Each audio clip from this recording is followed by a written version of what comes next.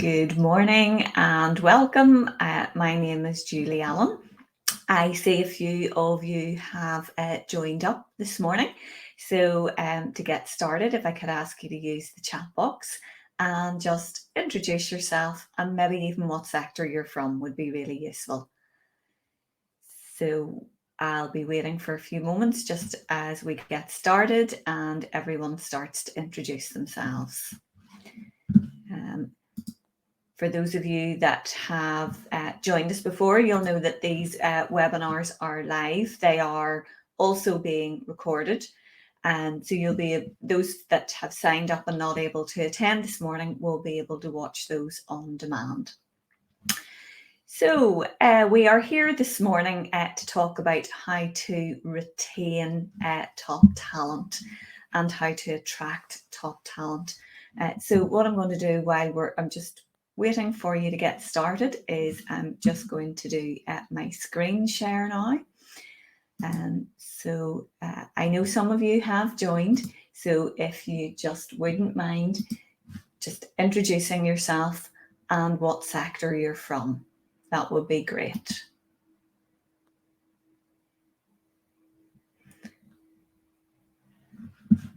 Okay, so I'm now in screen sharing mode, and I see those of you that have joined perhaps are a little bit shy in getting started and introducing yourselves. So I will begin.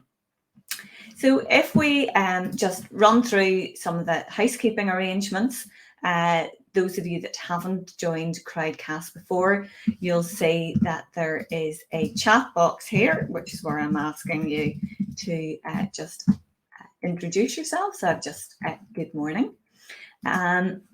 You'll see there is a get in touch. If you have any questions about what I'm providing with you today, please just get in touch. You have a button there to book a 30-minute consultation, a complimentary consultation. So please feel free to use that if you've got any questions. There is an ask a question, so please feel free to include any questions in there. And I don't have any polls running this morning.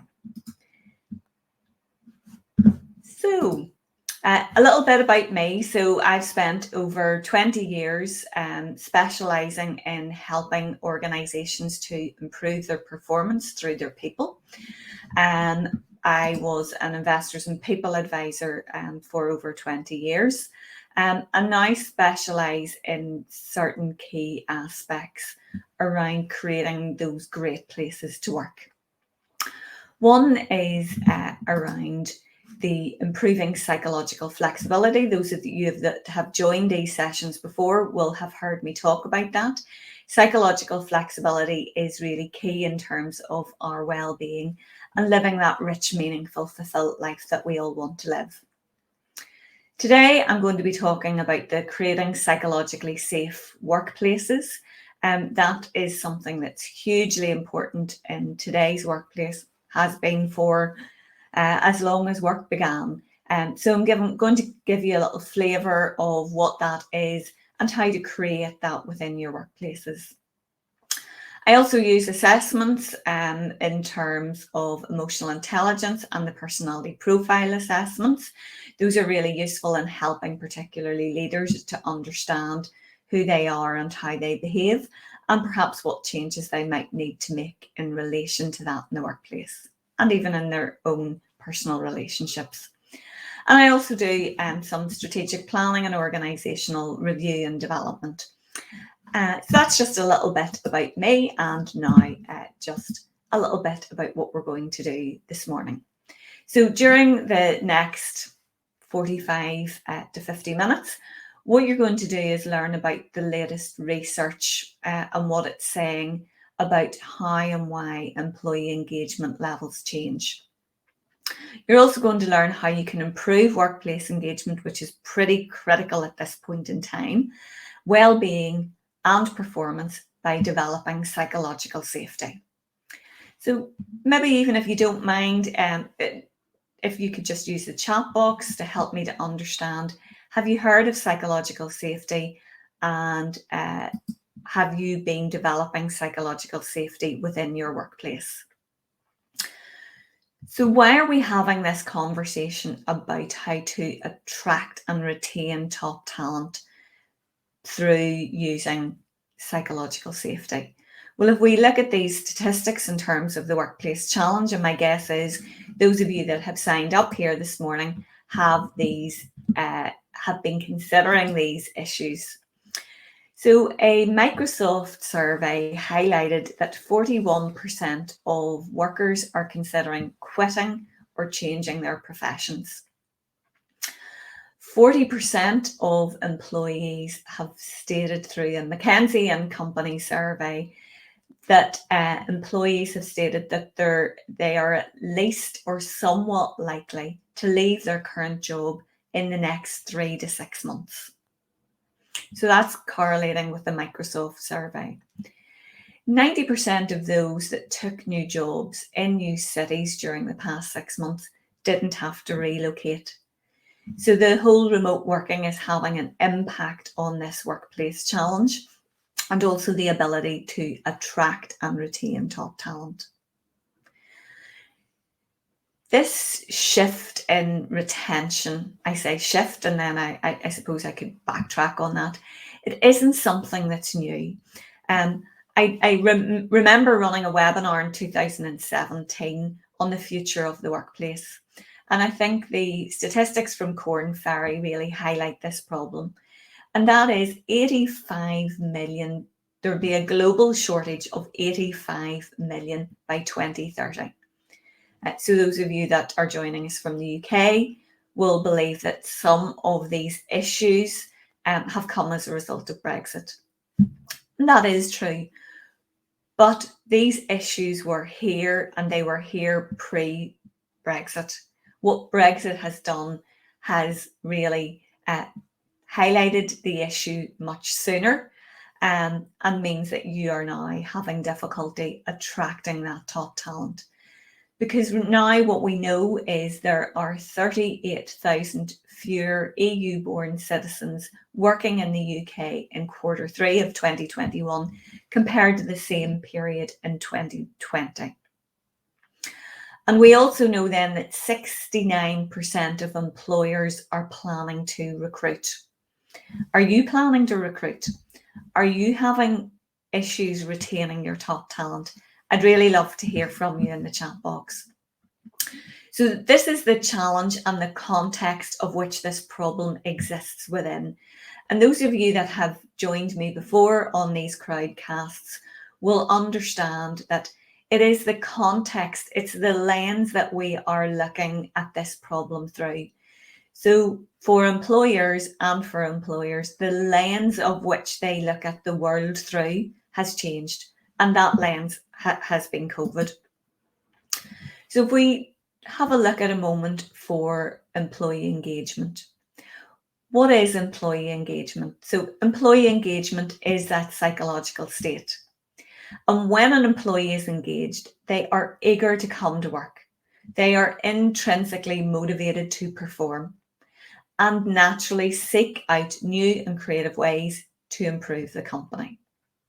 So they're emotionally connected to the workplace.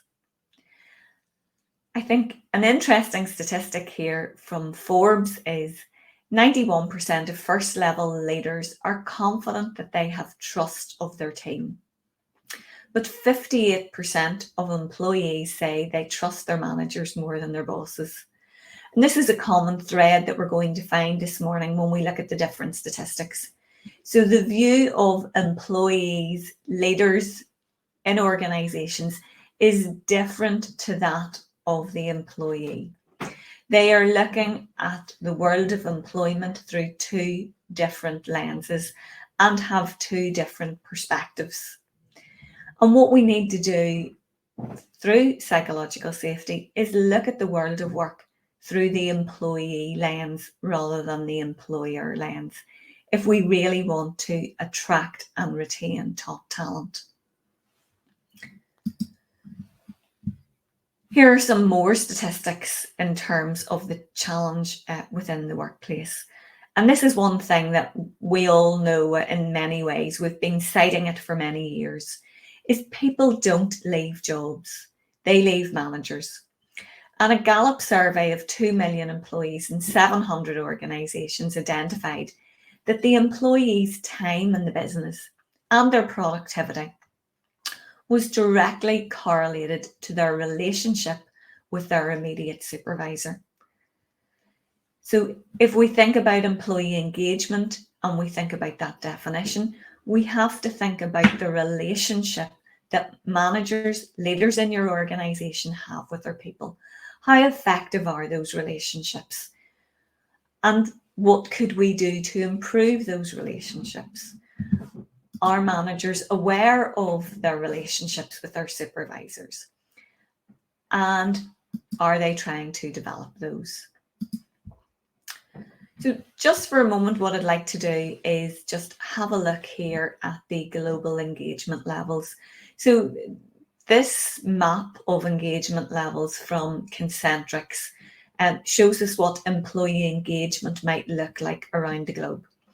There are various organisations conducting global engagement surveys, and so they'll all have various different levels depending on the model and the metrics that they're using.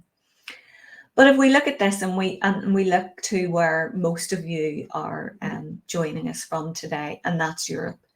So Europe's employee engagement levels in 2020 were 60%. They remain unchanged from the previous year. If we look at the UK, which is where I suspect most of you are joining us from, the employee engagement levels are probably around 50%. So one way I think to consider employee engagement levels is if you think about the organisation that you work in and you think about the office that you might now be working in if you've returned back to the workplace. Imagine if 50% of your light bulbs weren't working. What impact would that have on you? And what impact would that have on your employees? And also, what impact would that have on your customers? And I think this is one way to look at employee engagement levels. Why are they important?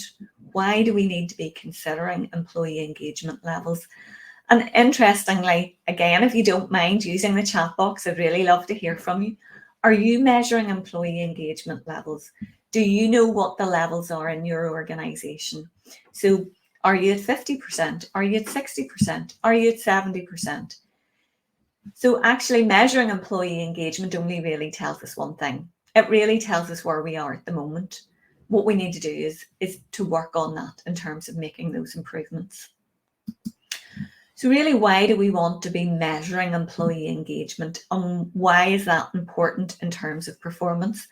Well, I've already alluded to that in terms of imagine if 40% of the light bulbs in your organisation aren't working. You would have difficulty seeing. You'd have difficulty performing. And that's absolutely what the Gallup 2020 meta-analysis brief highlighted. So if we look at those top performing organisations against those lower performing organisations in terms of employee engagement, what we would say is a difference in performance.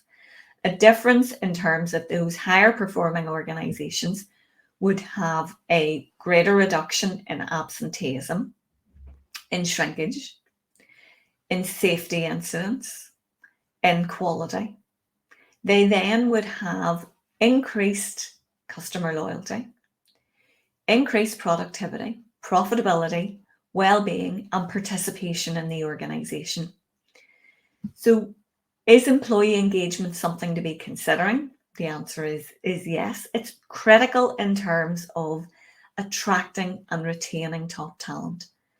It is one way of measuring how engaged your people are in the workplace and how happy they are. So satisfaction and engagement are two different things, but your employee engagement levels are going to identify if you have a problem and where you need to be focusing on.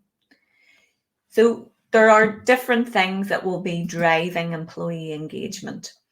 And the simplest way maybe to highlight this for you today might be to use Maslow's hierarchy of needs. This is Maslow's hierarchy of needs has been a management model that's been used for many, many years. And it's worth just having another look at this in the context of which we are looking at the world of work in terms of attracting and retaining top talent. So if we look at this pyramid of Maslow's hierarchy of needs, and we start at the bottom of that. So what I've identified here is what Maslow was identifying that people need in their lives. And then what I've done is on the other side, I've looked at, well, what does that mean in the world of work? So in the world of work then, or in individual lives, what people need is food, water, shelter, sleep. Those are our basic human rights or needs. So we need enough money to be able to buy food and water and shelter. And so therefore, those in the workplace are those benefits. So what we have heard in recent days is that the national living wage is increasing.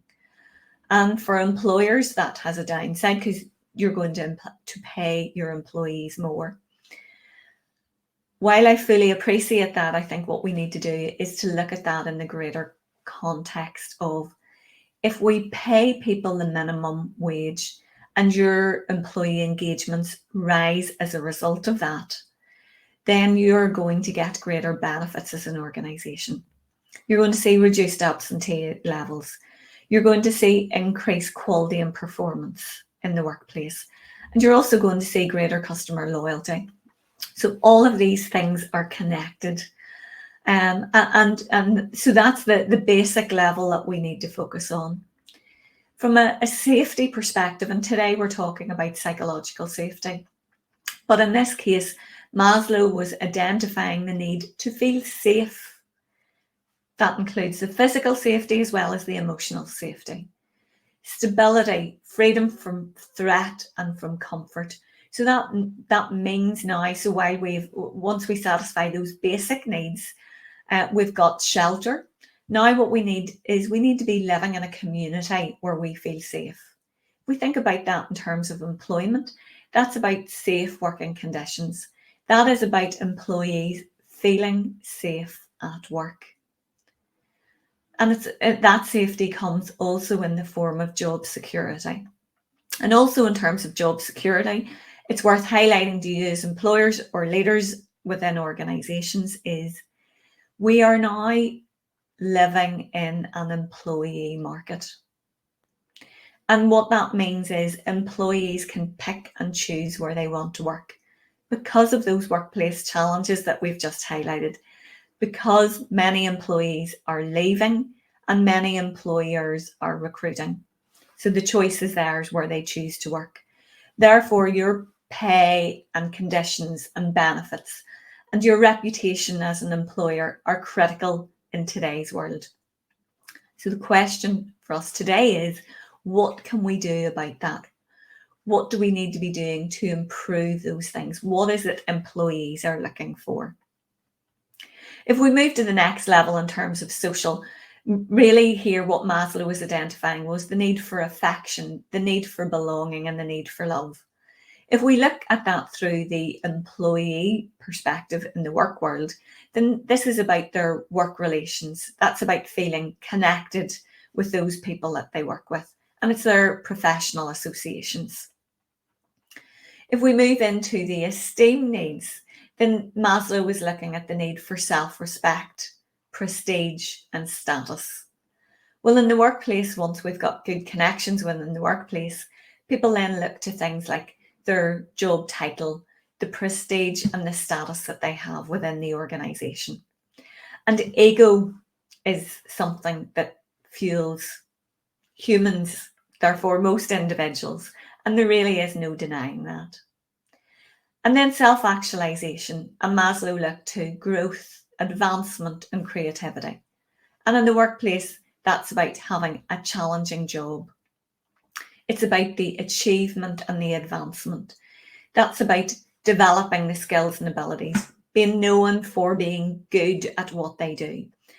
And I think in terms of, well, Maslow's hierarchy of needs, or attracting and retaining top talent, one thing that we need to remember is every employee sets out and wants to do a good job. They want to be known to be good at what they do. There is nobody sets out originally to do a bad job. But unfortunately, things get in the way, and that is ultimately then sometimes what happens. So here we have another survey conducted by McKinsey & Co. And really here what we're identifying is the factors that employees are citing as more important, and those that employers, so the difference, between employees and employers in terms of what they viewed as important. So the top 3 factors employees cited as reasons for quitting were 54% didn't feel valued by their organisation. So we're starting now to understand what is it that we need. If we come back to Maslow's hierarchy of needs, here we're looking at that sense of belonging. 52% didn't feel valued by their managers. So again, we take it back to people leave managers and not organisations. We're going back to the Gallup survey. And 51% didn't feel that sense of belonging at work. Here we're back to what Maslow identified in his hierarchy of needs. Now, what we can see here in this graph is that the lens of which employers are looking at why people leave is different to that of employees.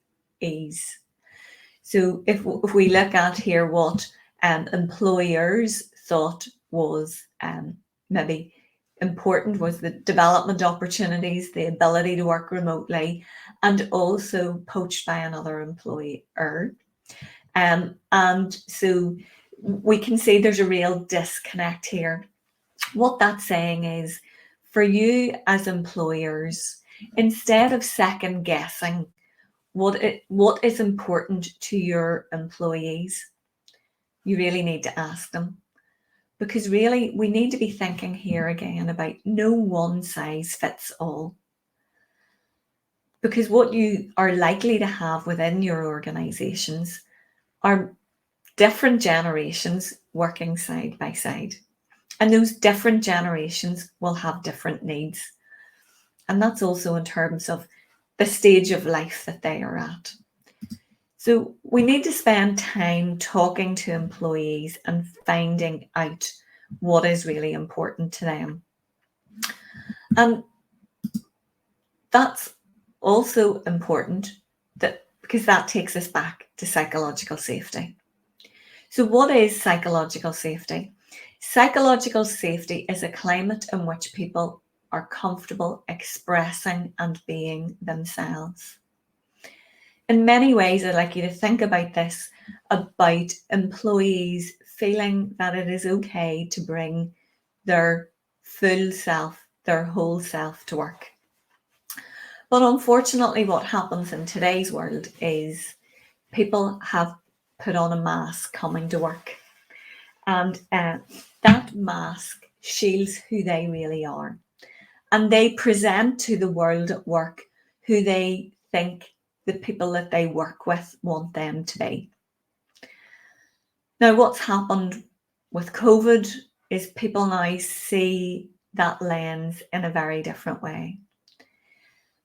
Pre-COVID, people that didn't really want their colleagues to see their own personal circumstances.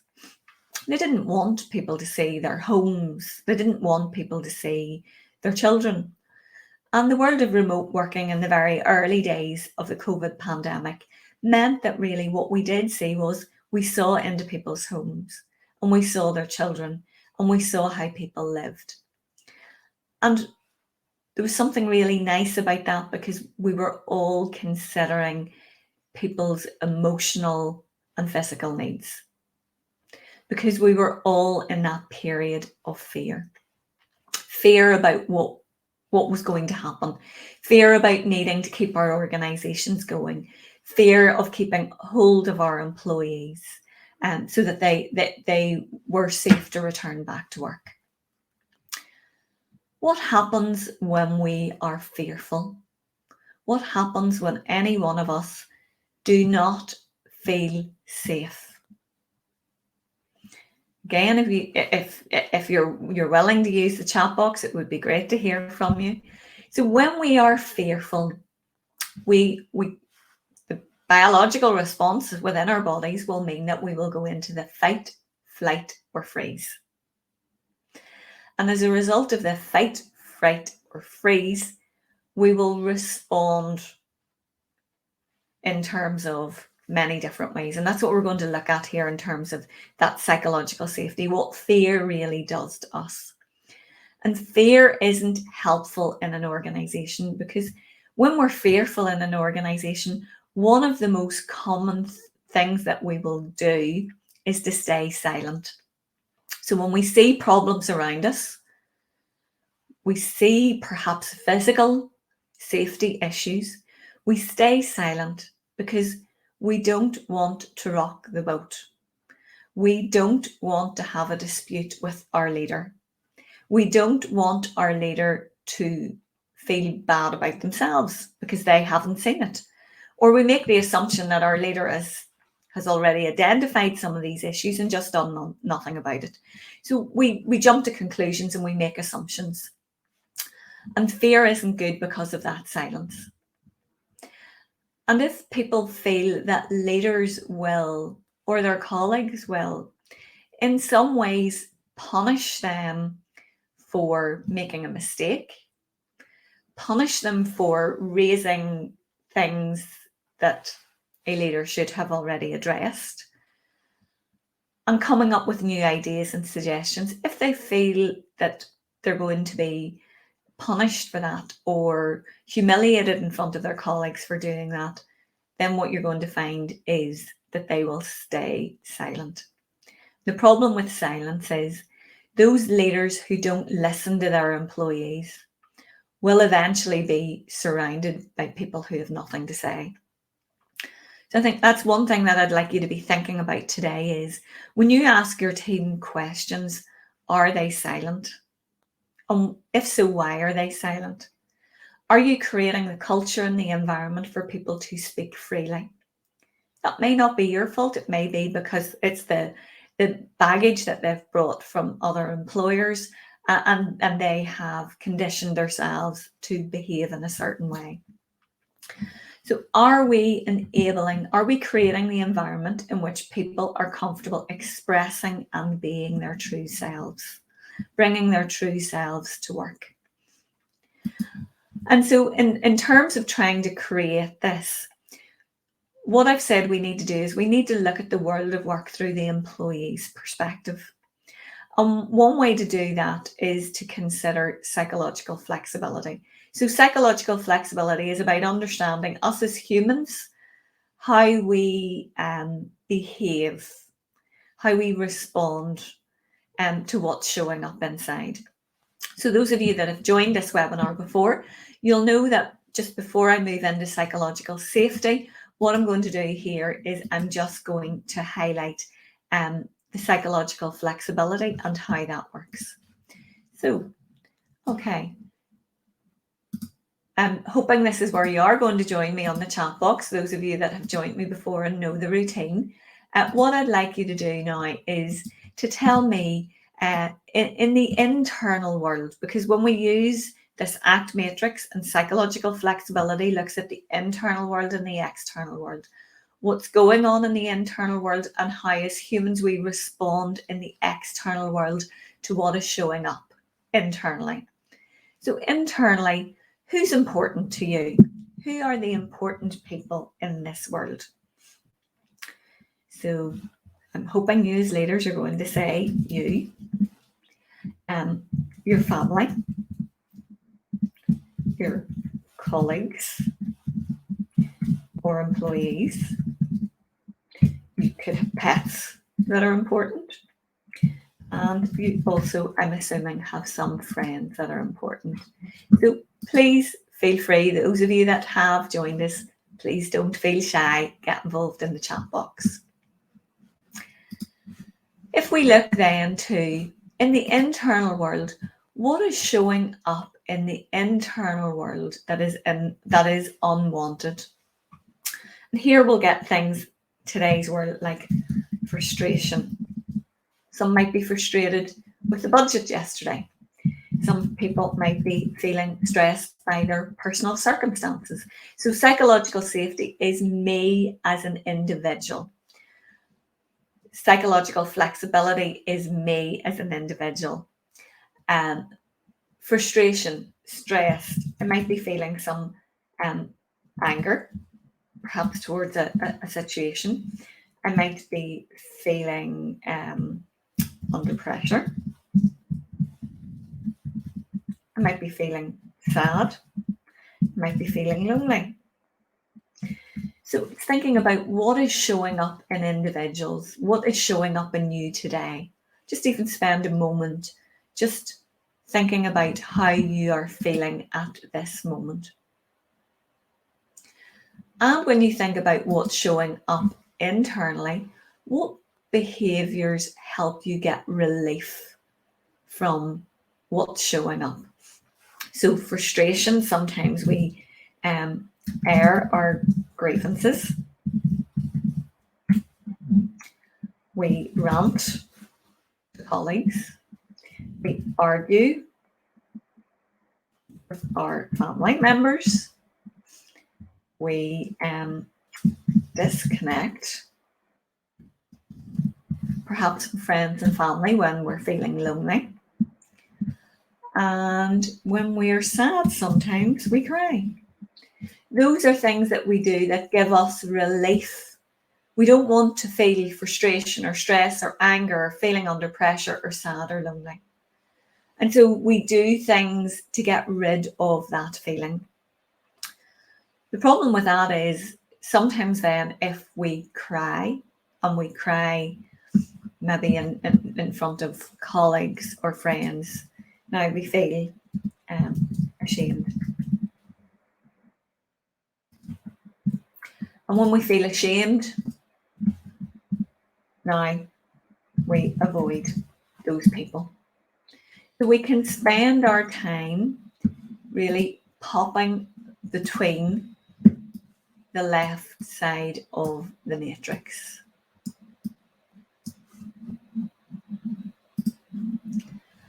And really what we want to do is to think about really what behaviours help you find satisfaction from who's important to you. So we get satisfaction if we spend quality time with friends or family. We get satisfaction when we exercise and look after ourselves. And we also get satisfaction when we help colleagues to understand an issue or problem. And giving a hug might be another one.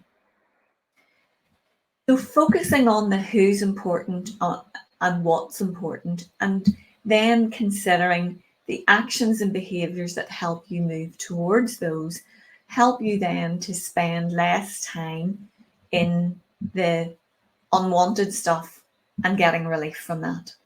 The key thing with this matrix, as you've heard me talk about before, is it's the word noticing. So it's me noticing what's important. It's me noticing when the unwanted stuff shows up. It's me noticing what I'd like to do when that emotion shows up to get relief. And it's me noticing what behaviours or actions would move me towards. So some of you may have heard of that quote from Viktor Frankl, and that's Between the stimulus and the response, there's a choice point. And really, instead of calling it a choice, I'd like you to think about, so it's about noticing the stimulus and the response. What is it I would like to do? And so then if we move from the psychological flexibility and think about the psychological safety, then one of the things that we know is to highlight here is Google, through their project Aristotle, identified 5 characteristics of high-performing teams. Psychological safety was the first, and psychological safety was by far the most important and underpinned the other 4. We'll see even in terms of the other 4, we can see how we can link those back even to Maslow's hierarchy of needs. So dependability, the ability to count on each other and to do high quality work. It's about, again, feeling that sense of belonging, being able to trust our colleagues. Structure and clarity, working with clearly defined goals, roles, and execution of plans. So having an understanding of that bigger picture. And the meaning of work, certainly over the pandemic, has been highlighted. That real sense of purpose is people knowing and wanting to contribute to something bigger. So that work is personally important to everybody on the team.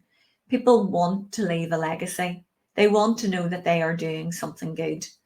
And today, even in terms of that meaning in work and that work's personally important, today we're having those conversations about the environment and what it is we need to do about that. So even thinking about attracting and retaining talent, what are your environmental policies? Younger people will be looking at those. So you've got to be thinking of the real big picture in terms of the organisation. So the impact of work is everybody on the team fundamentally believes that their work matters, and I've just highlighted that. So how do we go about achieving that psychological safety? Well, here what I'm going to do is to use now the pro-social matrix. And the pro-social matrix is really now moving from a me noticing in the psychological flexibility matrix to us noticing. Earlier I said what you want to do is to ask your team what's important to them. Knowing what's important means that you can plan to do those things that keep people satisfied and engaged. So what I'd like to do is take you through the pro-social matrix and show you how to use this with your team. So the first question is, what's important to the group? And when we consider then what's important to the group, what do you think is important to your team members? What is it they are looking for through the world of work? So we think about attracting and retaining the talent, because both the ACT matrix and the pro-social matrix are a behavioural tool. They are contextual. So we've got to think about the context of which we are looking at this world. So what is important to the group? Well, one of the important things in terms of the workplace is what's important is respect. What we've found is some of those leadership behaviours that developed and came to the fore through the pandemic were empathy and compassion. And that is what people are looking for in the workplace. They're looking to be inspired. And we've just talked about to make a difference. Perhaps for some it's to help save the planet from the impacts of global warming. They also want to be empowered. They want to be heard. We think about the silence that we talked about. We also know that they want to have that sense of belonging. So we look at some of those things that we've talked about in the various pieces of research that I've highlighted. They need to feel safe. For some, they'll need a career path or development, because we've said people want to do a good job, and so, or to develop, and so that's upskilling. There'll be many people in your organisation don't want to progress through the ranks, or you can't help them to progress through the ranks. But one of the things in today's world is the world is shifting. Your consumers are changing. What skills is it that you need? And so you want people coming to work every day that feel that they can perform at their best levels and that they're not underperforming because they don't have the skills. Or actually, one of the other things that's I found topical recently in terms of what people want is they want the resources to do the job effectively. They don't want to be frustrated by the equipment that they're using or the technology that they're using. And again, what some will want is flexible working. And some may also, perhaps, we all need that financial security.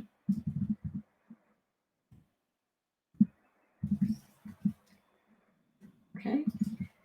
So even if we start with this list and we say, well, what is some of the unwanted stuff that we notice showing up in team members? So again, I know you've been quiet this morning, but is there anything that's been showing up that you've noticed showing up in your organizations that team members would prefer not to be experiencing? Well, really, there's one thing I'm going to start with, and that's the grief. And I've talked about that before.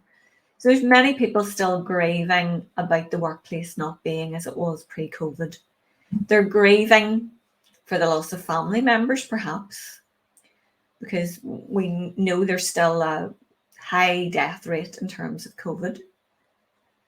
And the scientists would tell us that that's due to the lack of uptake in the vaccination process. So there's grief, perhaps, in terms of the change even in your organization. Not going to work as often, not spending time with their colleagues, having to do work differently. So there's grief. There's frustration with the world that we live in, because not everybody likes change, and there's frustration perhaps showing up with the changes that are occurring in this world. In terms of working from home, there might be some isolation showing up. There might be an uneasiness about the changes that they're seeing in your organization and whether they have a place there. Sometimes when people see changes, fear is showing up, and fear is making people uneasy. So they start doing other things, which I'll come to in a moment. So fear and uneasiness shows up about, why are these changes taking place? What impact is that going to have on me? Does that mean I'm going to lose my job? So some will feel burnt out by the virtual world. Some may feel anxious, again, uneasy or anxious about some of the changes. Some may be feeling unsupported by their manager. They may be feeling restricted or controlled at work in terms of what they do and how they do it. And some might be feeling miserable and helpless because they don't know what to do next. Those are just some examples of what might be showing up in team members within your organization. What you want to be doing is asking this through using this matrix. When you're using this matrix, you need to explain the individual by using the ACT matrix first of all. And really the important thing in terms of psychological safety and using this pro-social matrix is we are looking at this world through a non-judgmental and compassionate viewpoint. So in other words, people should be free to say what they feel without fear of somebody shutting them down. So when you're asking these questions and you're collating this matrix, try to make sure that you really listen to what people are saying, clarify what they're saying, really try to find out how people are feeling. Because up until fairly recently, talking about your feelings in work was not something that was good to do. Because if you did that, you would have been seen as somebody that had a problem. And whereas psychological safety, we really need to hear what people are feeling, because then we can do something about that. So it's a different job as a leader. But if we think about what leadership is about inspiring people and appealing to people's emotions. So you've got to work on the ACT matrix and understanding your own emotions, first of all, before you can start to understand those emotions of others.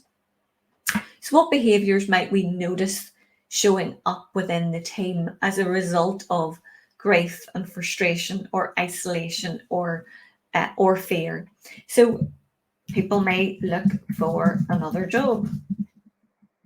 They may go on sick leave. So you may find that your absence levels are increasing because people are really fed up with some of the attitudes and the lack of progress perhaps within the organisation. They may also do as little as possible. And, when people are doing as little as possible, we often jump to the disciplinary procedure. We really need to understand why are people doing as little as possible, what's going on. And that may be because they just simply feel like you're not listening to them anymore, and they simply just have to do as you tell them. So you may see things like people roll their eyes, and you may see people disagree and argue. But what we're trying to do with teams is create that psychological safety where it is okay for people to say how they feel. And we want people to really understand their team members. So what behaviours bring satisfaction then to team members? So we're thinking about what's important to the group. So it might be about for understanding team members. So this psychological safety isn't something that's just from the top. Psychological safety is about developing that across the team. So understanding their team members, it's you as leaders understanding those team members. It's really listening. So really listening means stopping what you're doing. It means really listening to what the person is saying, listening to those words, because also in terms of those words, 55% of what we say is through our non-verbals. So we've got to really look with our eyes to hear what people are really saying to us. One thing that you could do is ask about the frustration. Ask them about what is frustrating them, what are those roadblocks that they are experiencing. Imagine the impact that would have if you asked your team members what's frustrating them and looking for solutions to overcome those. How much more engaged are those employees going to be? How much more satisfied and loyal are they going to be to your organisation? So what you want to be doing is creating this psychologically safe organisation where people want to stay with you, because it's quite a risk to leave and go to somebody else unless you've checked out that employer's reputation and that psychological safety is something that they really focus on. So you could ask them what tools they need. Some of this is at a reasonably simple level, but actually the simple things are often those that will get the biggest results. So it's maybe then about upskilling or reskilling those employees, because what we know is there's going to be a huge shortage in global talent. Therefore, you're going to have difficulty recruiting. So you need to think about what skills I'm going to need in the future, and you need to start planning to provide perhaps existing employees with those skills. In terms of attracting and retaining talent, it's maybe also about developing relationships with colleges and universities. Do you have those relationships? If not, you can be sure that some of your competitors will.